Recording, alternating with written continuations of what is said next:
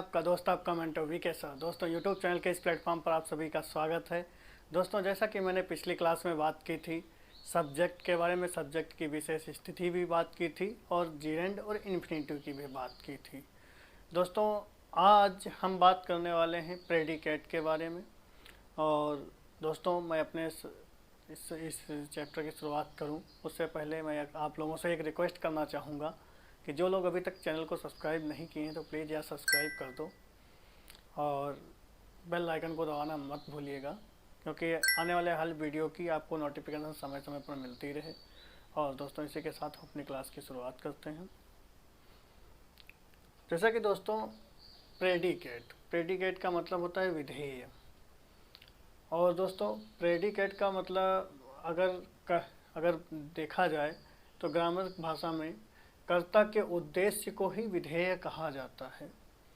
दोस्तों जैसे कि हमने सब्जेक्ट समझा और हर एक सेंटेंस को मतलब अगर समझना होता है तो उसमें सब्जेक्ट भी होता है, वर्ब भी होती है, ऑब्जेक्ट भी होता है और उसी में हमारा प्रेडिकेट भी छिपा होता है।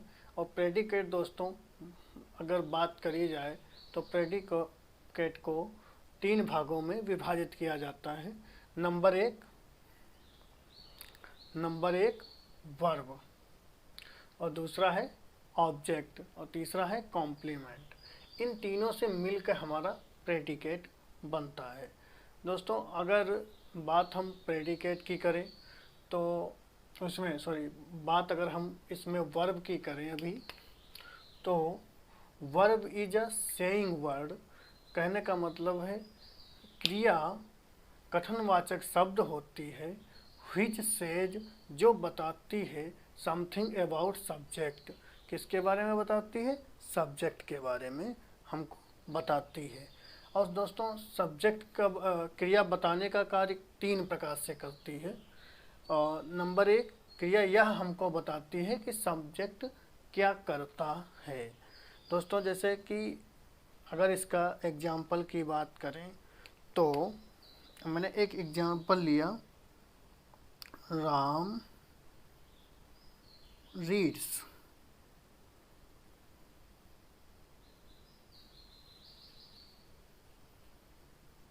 राम पढ़ता है।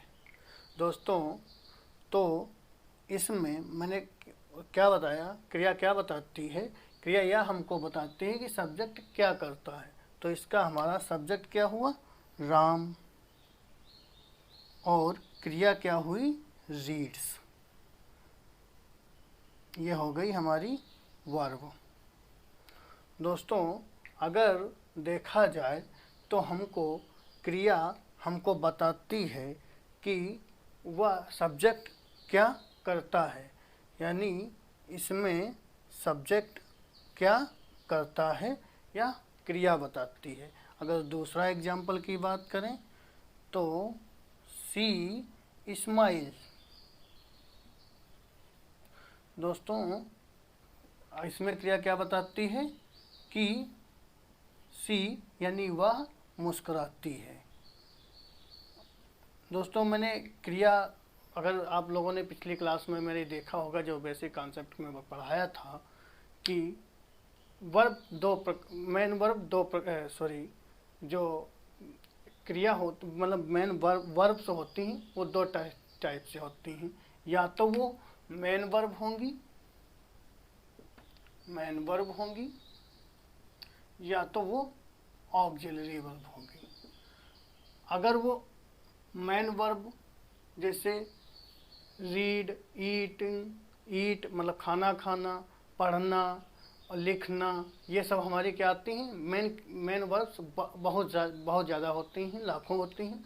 और ऑक्सिलरी वर्ब मैंने 2 तरह से बताई थी, एक होती है प्राइमरी ऑक्सिलरी वर्ब और एक होती है modal auxiliary verb. Primary auxiliary verb में हमने बताया था कि is, am, are, was, were, has, have, had ये आती हैं। और मॉडल वर्ब में will, shall, could, may, might ये सारी हमारी मॉडल ऑक्सिलरी में आती हैं। दोस्तों तो हम बात कर रहे हैं मेन वर्ब की। तो क्रिया जो होती है ये मेन वर्ब हमको बताती है कि सब्जेक्ट क्या करता है।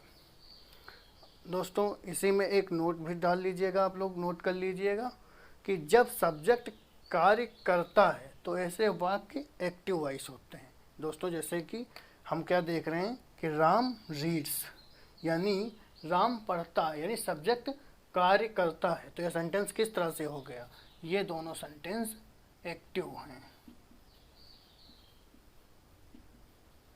ये दोनों सेंटेंस एक्टिव वॉइस हैं, क्योंकि यहाँ सब्जेक्ट पे काम नहीं होता, सब्जेक्ट खुद काम कर रहा है। यानी राम रीड्स, राम पढ़ने का खुद कार्य कर रहा है, इसलिए ये सेंटेंस एक्टिव वॉइस होता है। और सी स्माइल्स, यानी वो मुस्करा रही, तो यहाँ भी वह मुस्कुराने का काम कर रहा है, तो ये भी एक्टिव वॉइस होता है। और दोस्तों जितनी ऑक्सिलरी वर्ब होती हैं वो सारी पैसिव होती हैं, और जितनी मेन वर्ब होती हैं वो एक्टिव होती हैं। ऐसा इसलिए होता है क्योंकि मेन वर्ब में हमारा परिवर्तन तो होता है, लेकिन ऑक्सिलरी वर्ब जस की तस रहती हैं। जैसे अगर हम इज को लिए तो इज हमारा नहीं बदलेगा, लेकिन अगर हम रीड को ले लें तो जैसे देखते हैं कि रीड लिए और ये मेन वर्ब है, राम के साथ अगर मैंने लिखा राम रीड्स तो इसमें एस जुड़ गया ना, तो मतलब राम पढ़ता है, तो इसमें परिवर्तन हो रहा है, इसलिए ये एक्टिव वॉइस है। लेकिन इसमें कोई परिवर्तन नहीं होता है, इसलिए ये केवल मैंने इसमें होता है इजेमार वाजवेर सारी आती हैं एक्चुअली वर्ब, तो इसमें परिवर्तन नहीं होता है, इसलिए ये पैसिव वॉइस होती हैं। दोस्तों नोट कर लीजिएगा आप लोग, फिर हम इसके आगे बताएं। 1 2 3 उम्मीद, जैसा कि दोस्तों हमने जान लिया कि यह बताती है सब्जेक्ट क्या करता है। दोस्तों जिन लोगों को नहीं समझ में आया है उनको मैं एक बार फिर से बता दूं कि क्रिया हमको बताती है कि सब्जेक्ट क्या करता है। जैसे मैंने एग्जाम्पल लिया था राम रीड्स, मैंने राम रीड्स यही तो एग्जाम्पल लिया था। तो दोस्तों हमको क्रिया बताती है कि सब्जेक्ट पर कौन सा कार्य होता है, सब्जेक्ट मतलब सब्जेक्ट क्या करता है। तो सब्जेक्ट हमारा राम है, राम हमारा पढ़ने का कार्य करता है। दूसरा एग्जाम्पल लिया था सी स्माइल, सी स्माइल्स मतलब वह मुस्कुराती है। तो दोस्तों यहाँ हमको क्रिया बताती है कि वह मुस्कुराने का कार्य करती है। तो दोस्तों यहाँ पर हम क्या देख रहे हैं कि सब्जेक्ट पे कार्य होता नहीं है, सब्जेक्ट खुद अपना कार्य कर रहा होता है, इसलिए ऐसे वाक्यों को हम एक्टिव वॉइस वाक्य मानते हैं। और दोस्तों मैंने अभी बताया था कि मेन वर्ब जितनी भी होती हैं वो सारी एक्टिव वॉइस होती हैं, और ऑक्सिलरी वर्ब जितनी भी होती हैं वो हमारी पैसिव वॉइस होती हैं। तो जैसे कि अगर मेन वर्ब की बात करें, अगर इसका एग्जाम्पल की, तो Ram is reading, Ram is eating,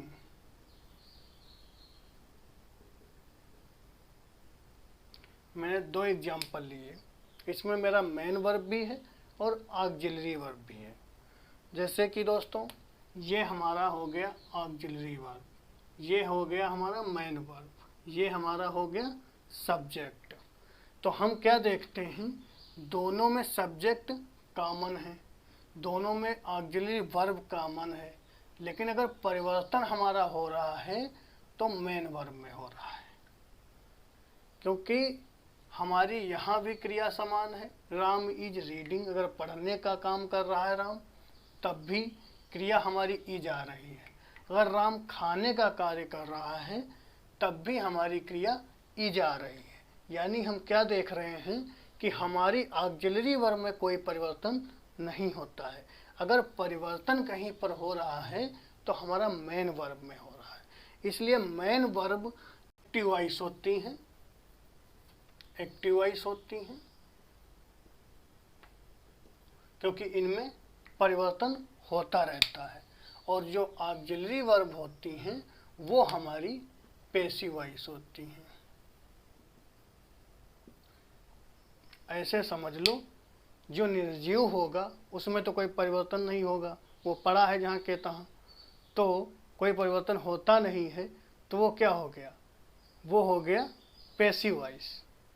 और जो सजीव होता है वो हिलेगा डुलेगा चलेगा भी, तो वो हमारा क्या हो गया, एक्टिव वॉइस। ऐसे ही हमारा मेन वर्ब और ऑक्सिलरी वर्ब होता है, क्योंकि ऑक्सिलरी वर्ब निर्जीव के रूप में पड़ी रहती, जो डाल दो जो आएगी वो आएगी ही, लेकिन मेन वर्ब में हमारा परिवर्तन होता रहता है, इसलिए ये एक्टिव वॉइस है। दोस्तों हमने समझ लिया होगा पैसिव वॉइस और एक्टिव वॉइस, और ऑक्सिलरी वर्ब हमेशा पैसिव वॉइस होती हैं, मेन वर्ब हमेशा एक्टिव वॉइस होती हैं। और क्रिया हमको 3 तरह से बताती हैं, उसमें से पहला प्रकार मैंने आपको बता दिया। क्रिया यह बताती है कि सब्जेक्ट क्या करता है, यानी सब्जेक्ट खुद कोई कार्य करता है। अब अगर हम दूसरी बात करें कि दूसरा क्रिया क्या, दूसरी बात में क्रिया क्या बताती है, तो दूसरी बात में क्रिया हमको यह कहती है कि सब्जेक्ट पर क्या होता है। यानी अब सब्जेक्ट खुद नहीं कार्य करेगा, अब सब्जेक्ट पर कार्य होगा। तो अर्थात यहाँ सब्जेक्ट कार्य करता नहीं बल्कि सब्जेक्ट पर कार्य होता है। और जब सब्जेक्ट पर कार्य होता है तब हम ऐसे वाक्यों को पैसिव वॉइस कहते हैं। दोस्तों क्योंकि सब्जेक्ट पर कार्य होगा तब ऐसे वाक्यों को हम पैसिव वॉइस कहते हैं। अगर एग्जाम्पल की इसके बात करें, टी इज बीइंग मेड, यानी चाय खुद नहीं बना रही, चाय बनाई जा रही है, यानी चाय बन रही है।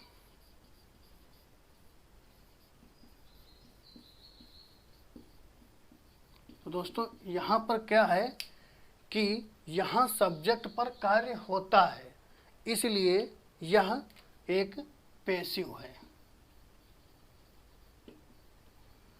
और अगर दूसरे एग्जाम्पल की बात करें, ही वाज पनिश्ड, वह पनिश्ड किया, उसे दंड मिला या दिया। अगर हम इसको ही वाज पनिश्ड यानी उसको दंड दिया गया है, ना कि उसको दंड दिया गया, यानी ही पर कार्य हुआ है, ना कि ही ने स्वयं कार्य किया, यानी दंड उसने खुद को नहीं दिया है, किसी के द्वारा उसके ऊपर दंड दिया गया है। इसलिए ही वाज पनिश्ड यानी उसे दंड दिया गया।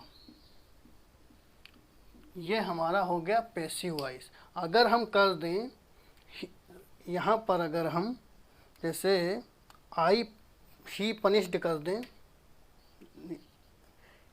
ही पनिश्ड, तो ये हमारा सेंटेंस गलत हो जाएगा, क्योंकि उसे दंड मिला, दंड मिलता नहीं है, दंड दिया जाता है, यानी इसको पनिश्ड किया गया, तो यह सेंटेंस बनेगा ही वाज पनिश्ड। दोस्तों इम्पोर्टेंट चीज़ है,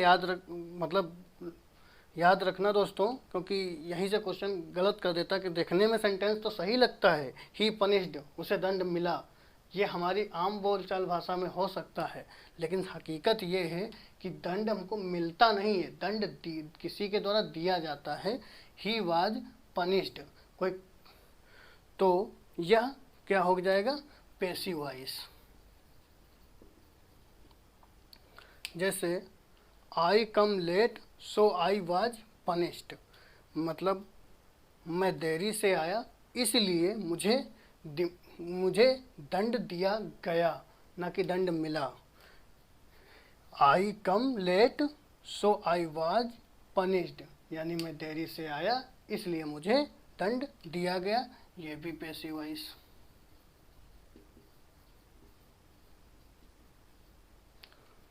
और इसी तरह अगर बात हम करें, आई कम लेट सो आई पनिश्ड, मतलब मैं देरी से आया इसलिए मुझे दंड मिला, तो दंड ये क्या हो जाएगा, ये वाक्य हमारा गलत हो जाएगा, क्योंकि ये यहाँ पर हम आई वाज पनिश्ड जब करेंगे पैसिव वॉइस बना देंगे, क्योंकि यहाँ सब्जेक्ट के ऊपर कार्य हुआ है, ना कि सब्जेक्ट ने स्वयं कार्य किया है, यानी इसे पनिश्ड दिया गया है, ना कि पनिश्ड खुद से उसने लिया है, इसलिए यह पैसिव वॉइस है। और अगर हम छठे अगर एग्जाम्पल की बात करें, he has been enhanced his position due to hard labour, यानी उसने कठिन परिश्रम के द्वारा अपनी पोजीशन यानी स्थिति को बढ़ा लिया। तो दोस्तों यहाँ पर सब्जेक्ट के ऊपर कार्य हुआ है नहीं है, यहाँ पर सब्जेक्ट ने खुद कार्य किया, मतलब ही मतलब कोई भी वह है, इस किसी की तरफ संकेत कर रहा है, उसने हार्ड लेबर किया, ना कि उसके ऊपर हार्ड लेबर हुआ है, इसलिए यहाँ पर बीन ना हो करके हैज ही रहेगा, क्योंकि यह पैसिव वॉइस नहीं हो सकता, क्योंकि उसने अपना कार्य किया है तभी वो उसको अपनी पोजीशन उसकी तभी बढ़ी है ना, तो ये अपने हार्ड लेबर के द्वारा अपनी पोजीशन को मजबूत किया या अपनी पोजीशन को बढ़ाया, तो इसने खुद कार्य किया, ना कि इसके ऊपर कार्य हुआ है, इसलिए यह सेंटेंस एक्टिव वॉइस है।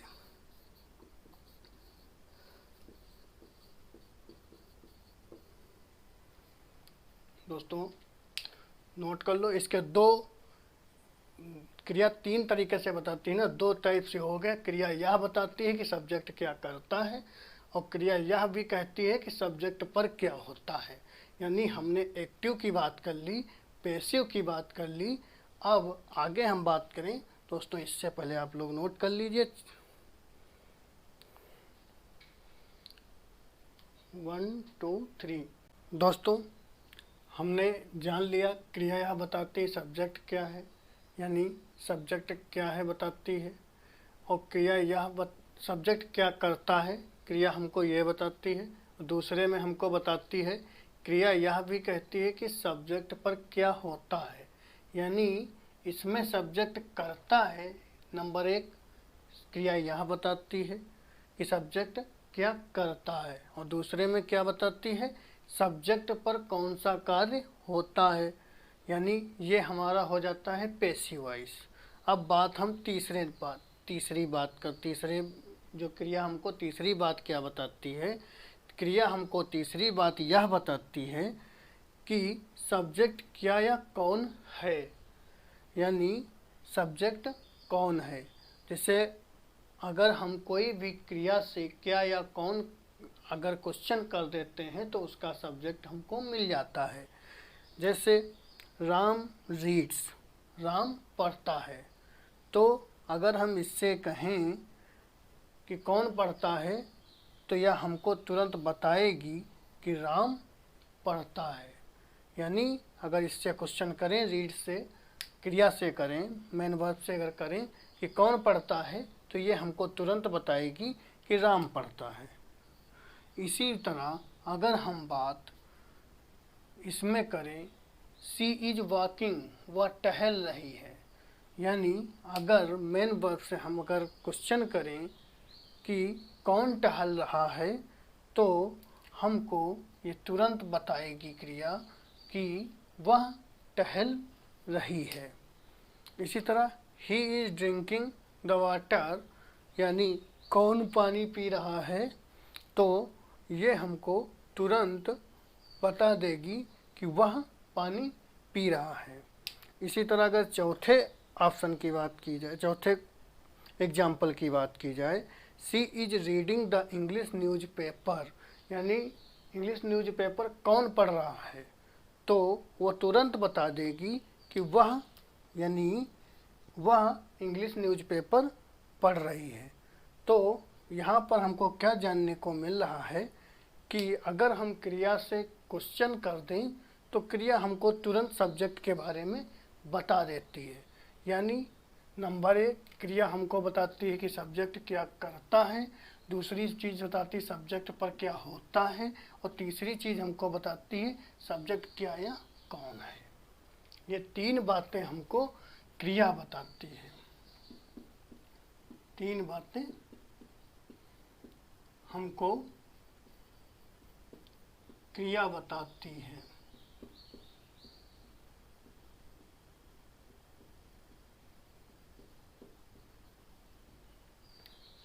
दोस्तों, इसी के आधार पर वर्ब को 2 भागों में बांटा गया है या विभाजित किया जाता है। नंबर 1 ऑक्सिलरी वर्ब या मेन वर्ब। ऑक्सिलरी वर्ब और मेन वर्ब इसलिए दोस्तों क्योंकि जब हमारा कोई वाक्य पैसिव में होता है तब ऑक्सिलरी वर्ब की भूमिका रहती है और मेन वर्ब हमेशा एक्टिव वाक्य में एक्टिव वॉइस का काम करता है। दोस्तों, उम्मीद है कि समझ में आया होगा। अगर कोई दिक्कत है या नहीं समझ पाए हैं तो प्लीज़ कमेंट बॉक्स में कमेंट करिएगा। मैं आपको दोबारा कोशिश करूँगा बताने का। हालांकि ये हमारा इस समय टॉपिक जो चल रहा है हम आपको केवल बेसिक बता रहे हैं, बाकी हम पैसिव वॉइस में आपको पढ़ाएंगे और ये हम आपको केवल बेसिक में बता रहे हैं। और इसी के साथ दोस्तों मैं अपनी क्लास को यहीं पर विराम देता हूँ। तो और दोस्तों ये बताएं, आज मैंने वर्ब के बारे में बात की है और नेक्स्ट क्लास में हम ऑब्जेक्ट और कॉम्प्लीमेंट के बारे में बात करेंगे। आज केवल हमने वर्ब के बारे में बात की है, नेक्स्ट में हम ऑब्जेक्ट और कॉम्प्लीमेंट के बारे में बात करेंगे। उम्मीद है कि दोस्तों समझ में आ गया होगा। इसी के साथ दोस्तों मैं इस क्लास को यहीं पर आज विराम देता हूं। और दोस्तों जो लोग अभी भी सब्सक्राइब या लाइक नहीं किए हैं तो प्लीज़ लाइक और सब्सक्राइब भी कर लीजिएगा और बेल आइकन को दबाना ना भूलिएगा, क्योंकि दोस्तों आने वाले हर वीडियो का आपको नोटिफिकेशन मिलता रहे, इसलिए बेल आइकन को प्रेस करना ज़रूरी है। और इसी के साथ दोस्तों मैं क्लास को यहीं पर विराम देता हूँ। Thanks for watching this video. Till then, take care.